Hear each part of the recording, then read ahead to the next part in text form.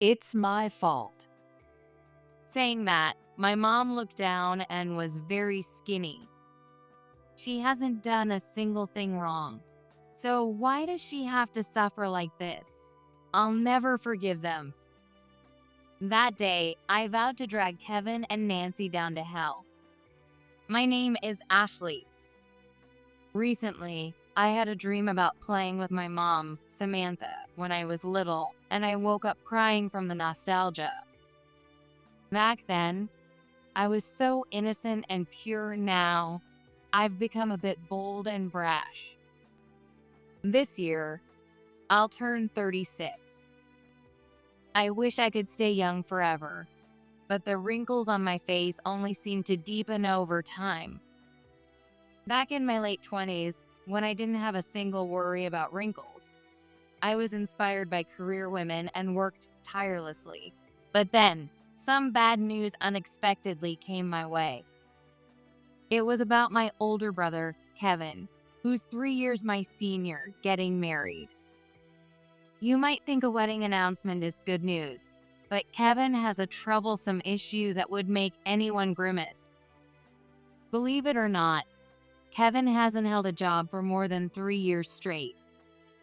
By the way, that 3 years was only because Kevin managed to stick with his first job out of college. After that, it was jobs that lasted a month, 2 weeks, or even just 5 hours. Every time I look at Kevin, with his extensive track record of barely working real jobs, I can't help but wonder how there are still companies willing to hire someone like him. That said, I have a pretty good idea why Kevin keeps getting jobs. He's overly educated, smooth-talking, and still young. On top of that, he's smart with a lot of certifications. Companies that are always short-staffed and desperate for people tend to hire guys like Kevin, even if they have zero perseverance. But Kevin, being the kind of guy who will throw a fit if anything differs even slightly from what was promised in the interview, never lasts long in those environments. What he wants and what these companies expect just don't match.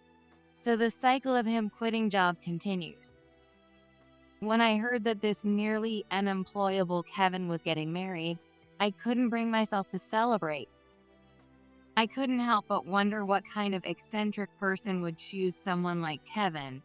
And although I knew it was terribly rude, I was already looking at his yet unmet bride with skepticism before even meeting her. A normal person wouldn't marry a man who thinks it's fine to quit jobs without notice after turning 30. As his sister, I was even considering opposing the marriage, depending on who Kevin was marrying. But when I heard the reason for the wedding, I realized I had no choice but to accept it. Apparently, Kevin's partner, Nancy, was already pregnant. Kevin, who refuses to work, somehow managed to take on this unnecessary responsibility. How on earth is a guy with no money planning to support a family?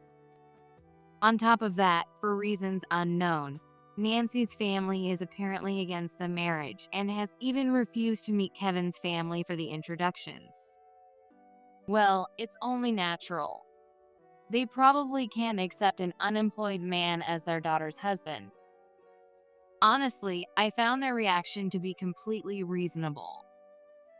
I was filled with helpless anger at Kevin's utterly thoughtless behavior.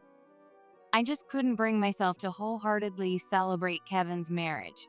So when Nancy came to our family home to introduce herself, I skipped the visit, using work as an excuse. Looking back, I realized that was pretty childish of me, and I decided to cool my head a bit. Next time I see Kevin and Nancy, I'll bring a proper gift and sincerely congratulate them. It's already done, so I need to adjust my mindset and move on.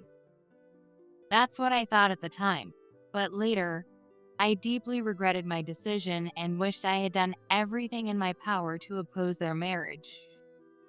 A few months after Kevin's wedding, I decided to visit my parents' house since I had some time off during a long vacation. "Mom, I'm home. Oh my, it's been a while. Have you lost some weight? Really? I don't think so. I've been super busy after landing on big contracts. I've been eating out a lot lately because I've been getting home late, so I've probably gained weight instead. Hey, are you taking care of yourself? You need to watch your health. I know. It was the usual banter with my mom. I had been a bit worried about how she was handling Kevin's marriage situation, but she seemed fine, and that put me at ease. That night, however, my mom told me something shocking. What do you mean? The volume of my voice, raised in surprise, startled even me, and I quickly covered my mouth. She didn't go to the doctor when she found out she was pregnant. Why? According to my mom, Nancy wasn't actually pregnant.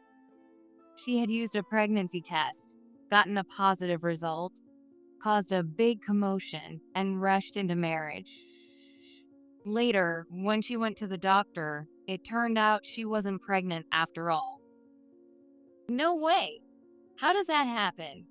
Usually, the first thing you do is go to a doctor, right? Everyone knows pregnancy tests aren't 100% accurate. My tone grew harsher, but my mom tried to calm me down. Well, However, she seemed to agree with my point. from what I've seen, their relationship doesn't seem very good either.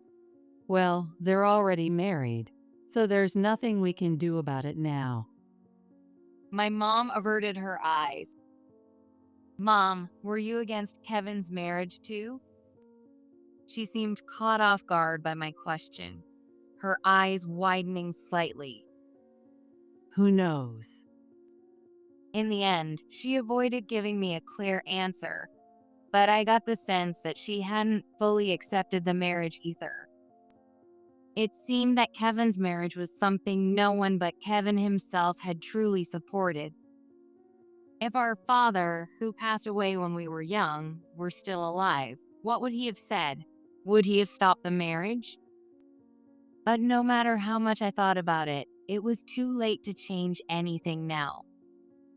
Well, as long as I keep my distance from Kevin and Nancy, there shouldn't be any major issues. That's what I thought and tried to look on the bright side. Then, something completely unexpected happened. I managed to take a decent break from work and decided to surprise my mom by dropping by the house unannounced. When I arrived, I heard a voice talking, so I headed to the living room, only to find Kevin and Nancy sitting there. I had planned to surprise my mom, but it turned out I was the one most shocked. Kevin, you're back too? And, well, you must be Nancy, right? Nice to meet you. To my surprise, my voice came out cold and awkward. The whole pregnancy, not actually pregnant ordeal had already left me with a terrible impression of Nancy, and it had only worsened over time.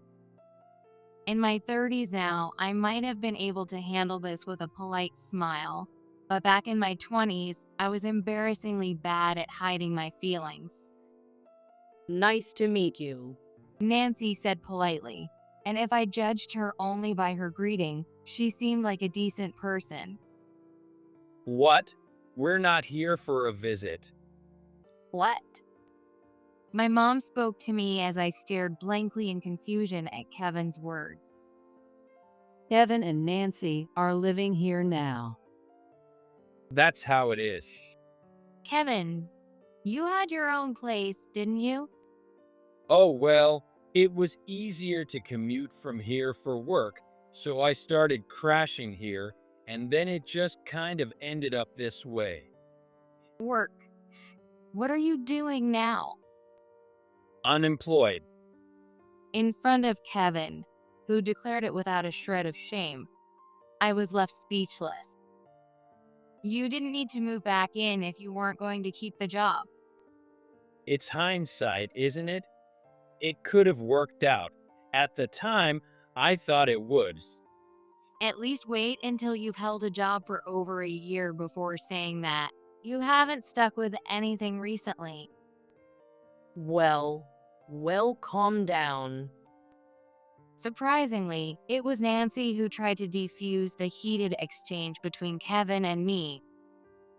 A house guest acting like they're entitled to butt in. How dare she? Needless to say, I was a little annoyed. I didn't bother asking, but it was clear Kevin wasn't contributing to the household expenses. He'd always been an irresponsible guy who relied on gambling or others to get by. Now, it was obvious that he and Nancy were freeloading off my mom. Mom, you know it's okay to kick Kevin out, right?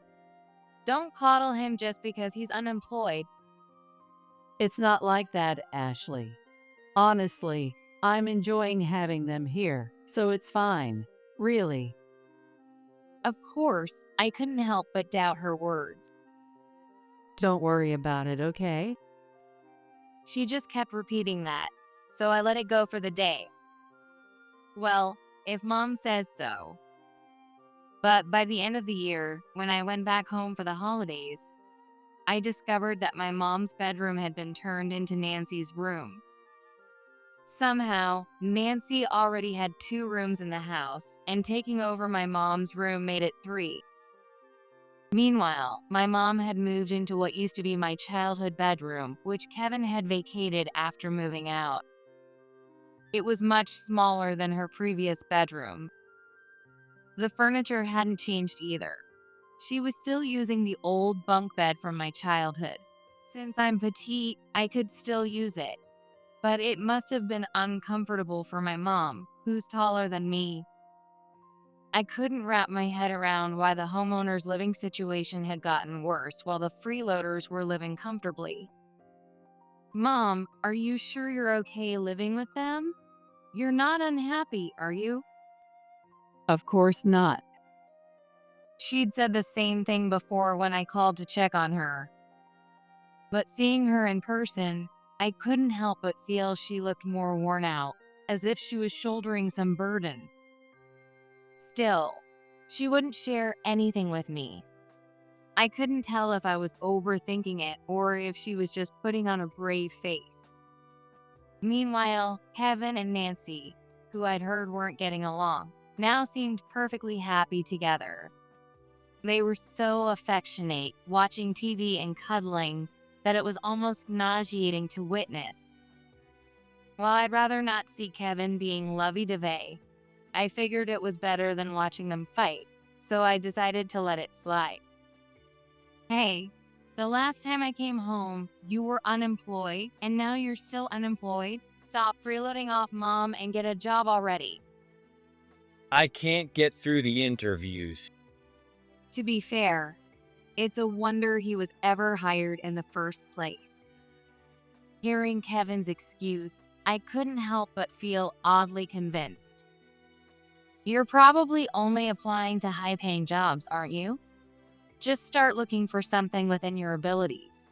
And I hate to say it, but Nancy should start working too. Nancy had been working at a clothing store the last time I came home. But by the end of the year, she was unemployed too. Can unemployment spread like a virus? Neither of them was working or even looking for a job. In other words, they were completely living off my mom and clearly planned to continue doing so. That was something I couldn't stand to let slide. I'm just collecting unemployment benefits for now, so once they run out, I'll start working. Don't worry, Nancy said with a smile.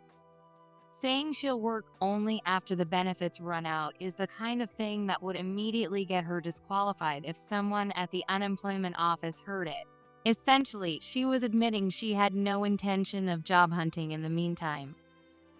I couldn't help but feel uneasy hearing Nancy speak so openly about it. On one hand, you could say she wasn't hiding anything, but I still couldn't get a clear sense of her character. I wasn't sure if I could trust her. For now, I figured the best thing to do was to wait and see how things played out. As long as my mom allowed Kevin and Nancy to live with her, all I could do was push them to start working and keep prodding them to take responsibility. Otherwise, I'd honestly want to kick them out of the house myself. A while later, I found myself swamped with work after having to take over for a senior colleague who had fallen ill. My days became incredibly busy, leaving me no time to visit my parents' house. Though I tried to check in regularly, I found it increasingly hard to get in touch with my mom. Whenever I called, Kevin or Nancy would tell me she was out. I couldn't help but feel skeptical. My mom wasn't the type to go out frequently. Maybe she was going out just to give Kevin and Nancy space, but it still worried me.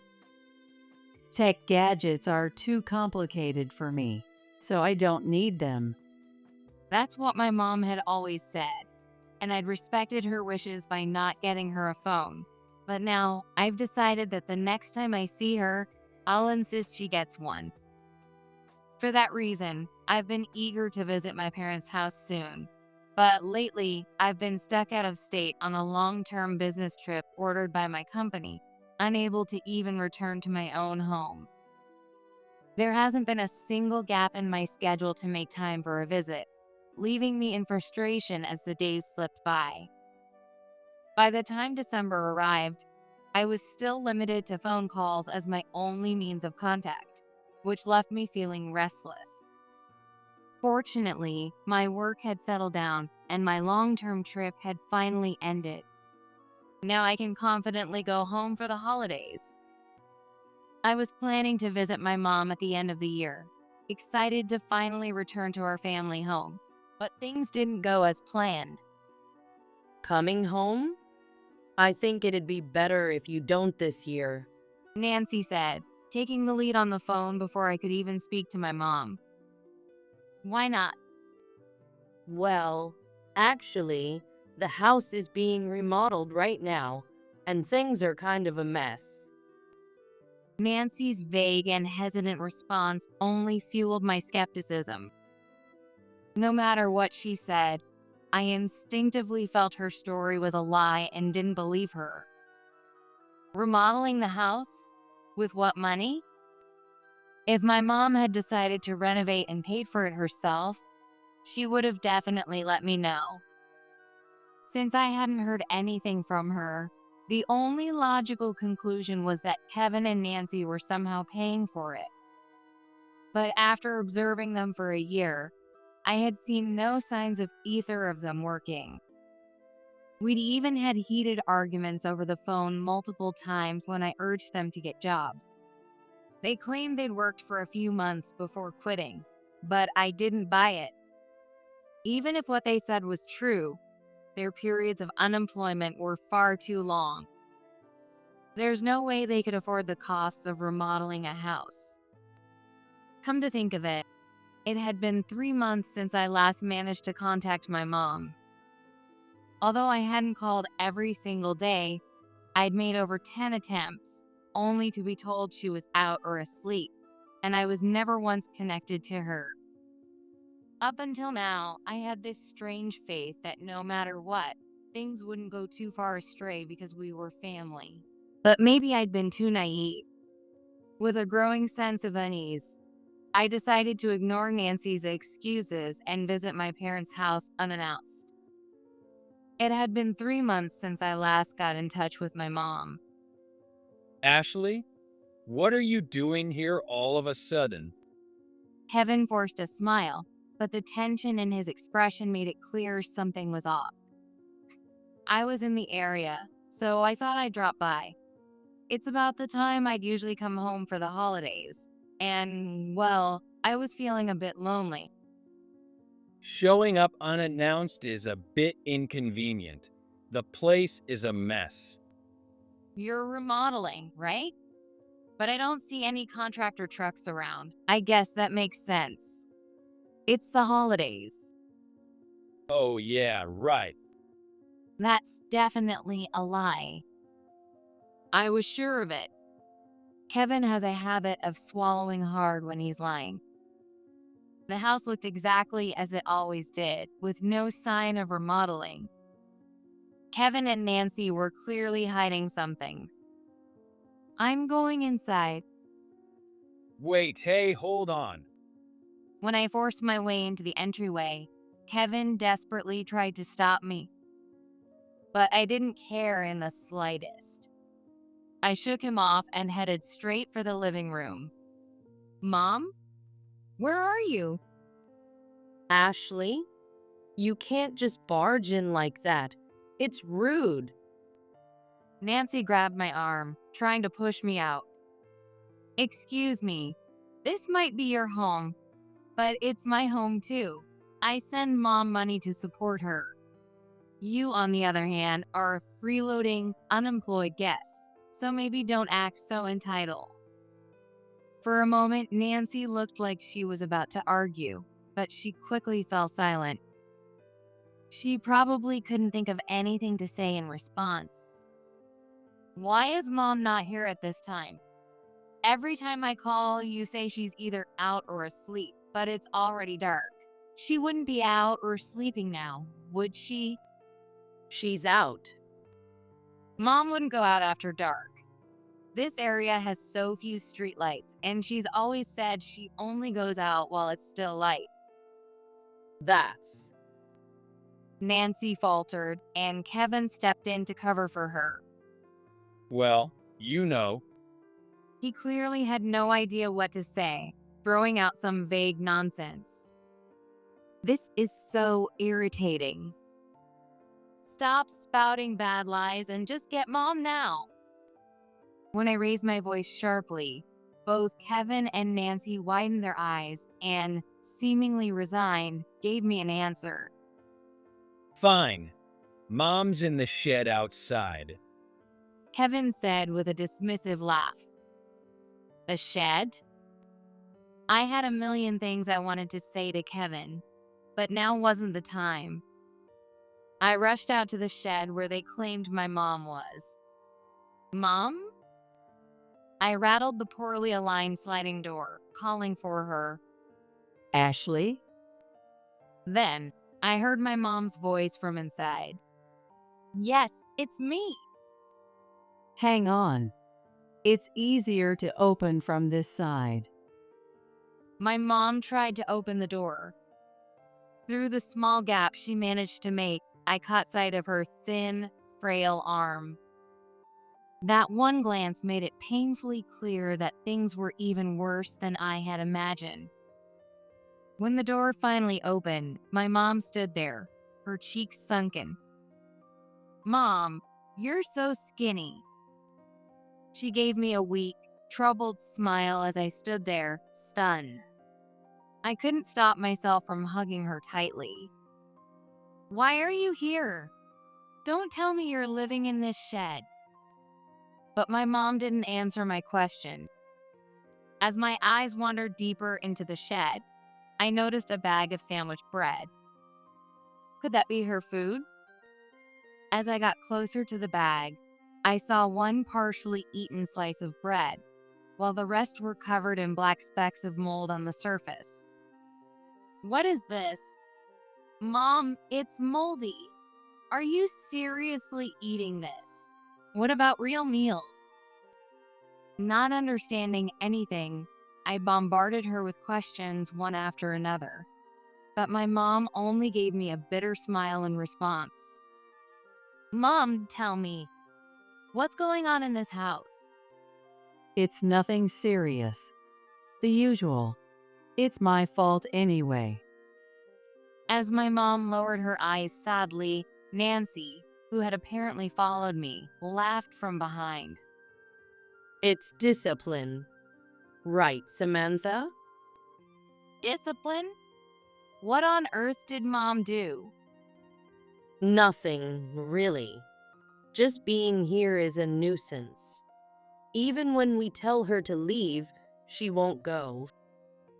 I was stunned by her words. This house belongs to my mom.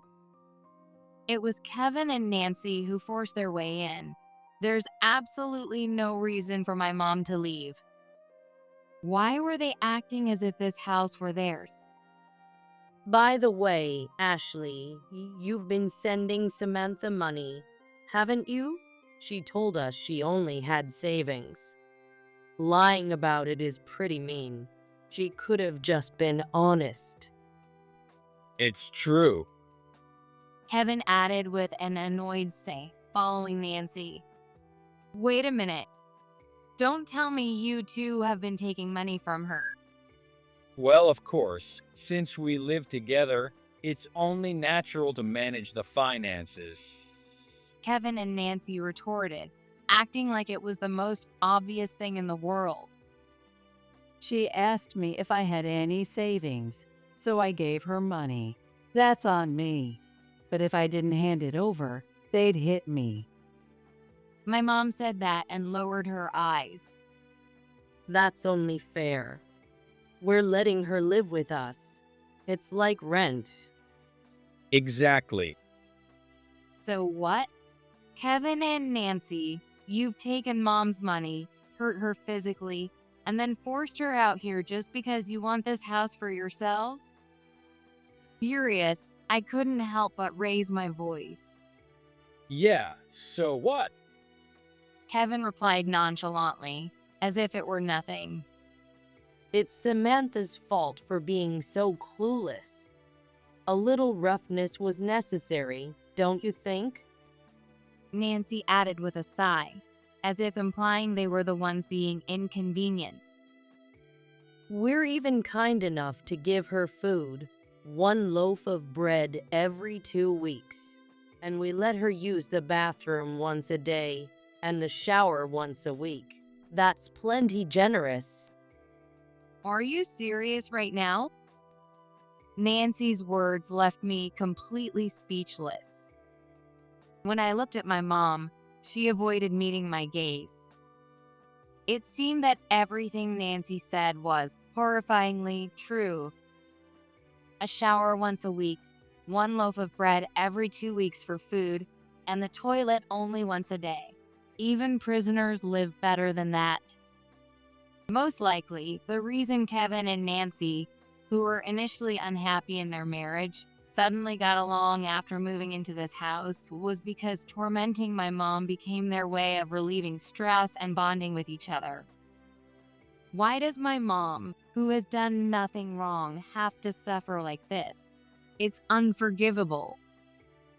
I'll make sure you both rot in hell. As I muttered in a low voice, Kevin and Nancy turned to me and asked, Did you say something? I didn't answer and instead took my mom's hand and led her back to my car. Ashley? I'm sorry, Mom. For now, let's go back to my house.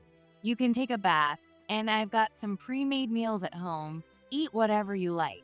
You can also use the bed and get some rest. I think you need it. I'm sorry to leave you alone for a bit, but I need to step out. I'll be back soon. My mom looked confused at first, but then she nodded in understanding. All right. Just don't do anything reckless, okay? She must have realized what I was planning to do. Of course. I took my mom to my house, got her settled in, and then drove directly to Nancy's parents' home. It turned out that during one of my earlier visits, Nancy and I had exchanged contact information. Exchanging contact info is such a hassle. Nancy said as she showed me her contact information on her phone screen. I found it equally tedious, but had snapped a photo of her screen just to be done with it. That photo included her home address. I entered the address into my GPS and soon arrived at what I assumed was Nancy's family home. Feeling a bit nervous, I rang the doorbell. Yes, who is it? A woman about my mom's age answered from inside the house. Hello, my name is Ashley. I'm Kevin's sister. Kevin? Kevin is Nancy's husband. I'm Nancy's sister-in-law. Oh, I heard about the marriage, but I didn't realize you were the sister-in-law. Sorry for the delay in introducing myself. No, it's fine. Why don't you come in? It's better than standing here talking. Nancy's mother, Michelle, invited me inside, and I gratefully accepted. This was going to be a long conversation. Once inside, I saw that Nancy's father, George, was also home, apparently off work for the day. Michelle and George had opposed Nancy's marriage to Kevin and even refused to attend the family introduction meeting. While it was possible they shared Nancy's personality traits, I decided to take a gamble. I laid everything out for them, explaining in full detail the abuse my mom had endured. How could this happen? Nancy has caused trouble for someone else again. George exclaimed, slamming his hand on the table. He was absolutely furious. Michelle grabbed my hand and said, We're so sorry for what Samantha has gone through. Ashley, I know an apology can't possibly make up for this, but we are truly sorry. I'll call Nancy right now and have her come over to apologize. Please wait. With that, George picked up the phone and called Nancy. The situation was unfolding far better than I had expected, and I couldn't help but smile inwardly.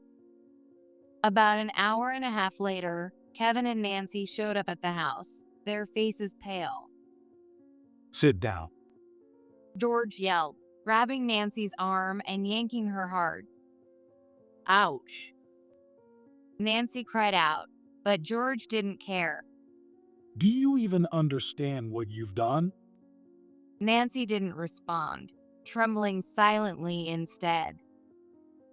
You've been causing trouble since you were a child. George shouted, slapping Nancy across the face. I had just learned this myself, but apparently Nancy's family came from a long line of educators. However, instead of being raised strictly, the children were allowed to grow up freely. Despite this, Nancy was the only one among her siblings who caused problems, bullying classmates, shoplifting, and even hurting a friend's younger sibling. No matter how much she was scolded, it never worked. Nancy seemed to enjoy causing trouble for others. At one point, her behavior was so extreme that George and Michelle worried she might be a psychopath. However, after consulting various therapists, they were told it wasn't a mental disorder, but rather a personality issue. The family had been at their wits' end dealing with Nancy's antics, and one day, the trouble she caused even made it onto the local news. That incident forced George to resign from his teaching position, and the family faced shame and ostracism from their extended relatives. I told you the next time you caused trouble, you'd be disowned. I thought marriage might settle you down. But here you are causing problems again. Why are you always like this?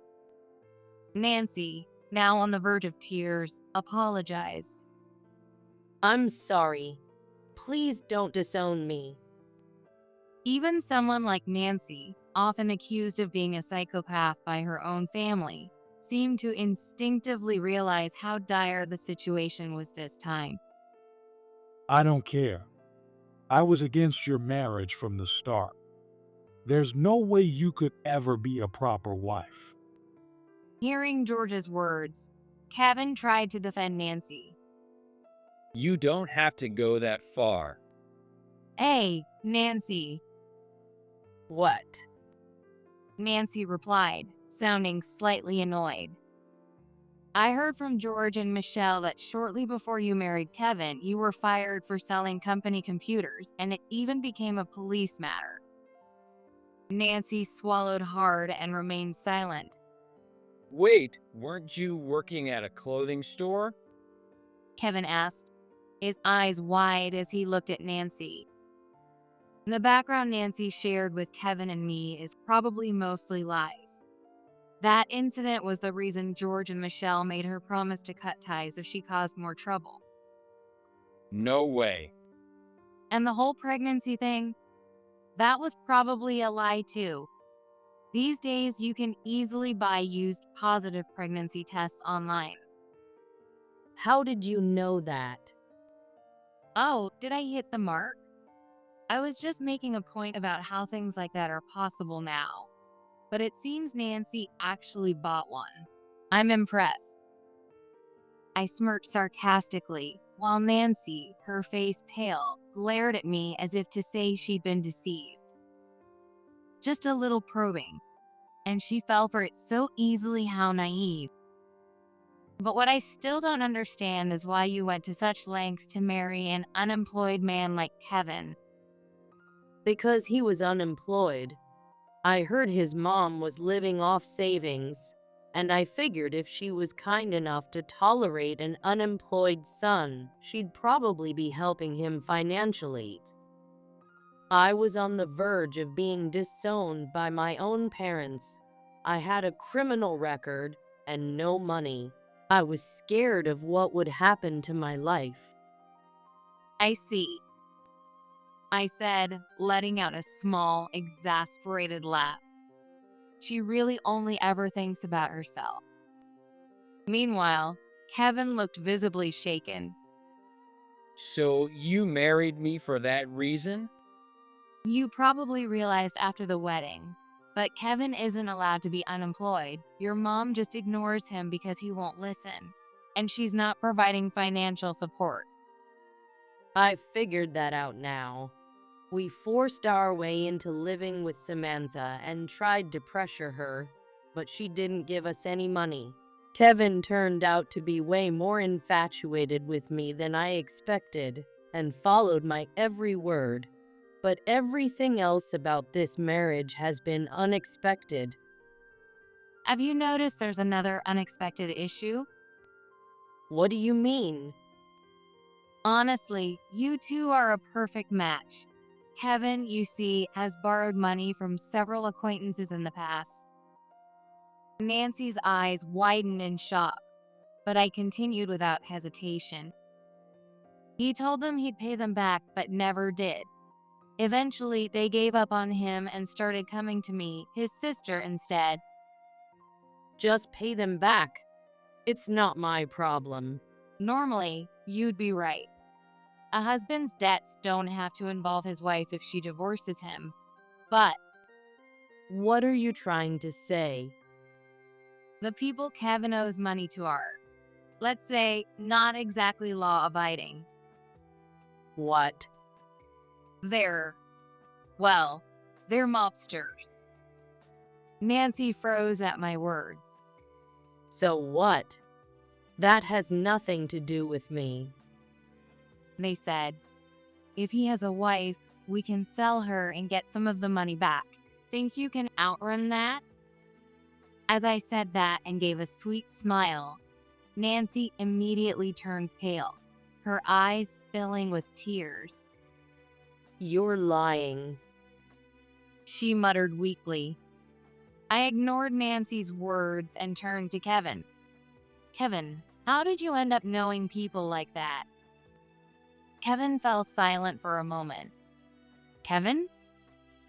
There was a time when I got recruited on social media for a job. They said all I had to do was deliver cardboard boxes to specific locations. Wait, you mean? I once saw a news feature about couriers. Part-time workers were paid solely to transport packages under the condition that they never looked inside the boxes. The contents of the boxes were mostly illegal items, and the couriers were commonly referred to as part of the dark gig economy. I couldn't believe Kevin had been involved in something like that. At the time, my boss offered to lend me money if I was broke. I quit the job quickly, but the money I borrowed kept accumulating interest, and now I can't pay it back. Since I can't keep a job, I've been borrowing from others to pay them back. It's a vicious cycle. Kevin, Is your high-level education just for show? Is your brain even working? How could you be so gullible? I'm sorry. I'm beyond disappointed. Sorry, but I'm cutting ties with a criminal. Handle your debts and your sins yourself. No matter what happens, Mom and I won't help you anymore. Got it. Nancy and I will manage together. What? Not me. I want nothing to do with this. Wait, Kevin and Nancy stared at each other, their faces a mix of shock and anger as the unexpected argument erupted. Don't you get it? I never loved you. I only married you because I had expectations about your family and their money. I'm divorcing you. I'm not sticking around with a criminal drowning in debt. you're one to talk. You're a criminal too. You'll work with me and help pay off my debts. All you care about is yourself. You're the worst. Coming from someone who tried to live off my mom, you're no saint either. Watching the two hurl insults at each other while ignoring their own faults, I couldn't help but fall silent along with Nancy's parents. They didn't care about the atmosphere around them and continued their ugly fight. What a disgusting spectacle. They're perfect for each other. Enough. Take your fight somewhere else. You two are no longer our concern. George roared, kicking Kevin and Nancy out of the house. Please reconsider disowning me in this situation. Nancy pleaded desperately, but George didn't spare her a second glance. And so, I finally managed to free my mom from the chaos that Kevin and Nancy had inflicted on her. After being identified by the people Kevin borrowed money from, Nancy ultimately couldn't divorce him. Apparently, she was heavily threatened by them. She has been forced to travel overseas and do other tasks to repay Kevin's debts. Honestly, I don't know exactly what she's being made to do. However, when I visited the two of them for one last matter, Nancy's eyes were vacant, and she looked like a shell of her former self. I can only imagine she's being made to endure things beyond what we can comprehend. As for Kevin, I haven't been able to contact him since that day. In reality, Kevin and I hadn't officially cut ties yet. I was planning to sever all contact, but Kevin hadn't turned himself in to the police, so I kept urging him to do so. I had planned to cut ties with him for good once I saw him turn himself in, but one day, he suddenly stopped responding to me. When I went to their house, it was empty. Kevin and Nancy had disappeared without a trace. I have no idea where they are now or what they're doing, but I'm certain they aren't living happily. Meanwhile, I built a house with a loan so I could live with my mom. Due to my work commitments, I couldn't move back to my mom's old home, and my apartment at the time was too small. Renting a different apartment was an option, but as my mom's mobility had been declining, I thought a house designed with accessibility in mind would be better. After weighing my options, I concluded that an apartment wouldn't work, so I decided to buy a house. Looking back, it was quite a decisive purchase on my part. Since I'd given up on getting married, I figured owning a home would be a good idea. However, last year, I met a man at a college reunion and ended up getting married. Interestingly, we had no connection during our university days. I only vaguely recognized his face. In fact, I don't think we had ever spoken until we were seated across from each other at the reunion. What's funny is that we later discovered he works for a company that does business with mine. And though neither of us remembered at first, we also went to the same kindergarten. Life has a strange way of bringing people together. He might be my soulmate. I had assumed I wouldn't be able to marry because no one would want to live with their in-laws, but he welcomed the idea of living with my mom. Now, they get along like real parent and child. In fact, they seem more like family than I do, to the point that neighbors have even mistaken my mom for his. I'm also expecting a baby, and by this time next year, we'll be a family of 4. With our days becoming more lively and joyful, I feel blessed and happy every single day.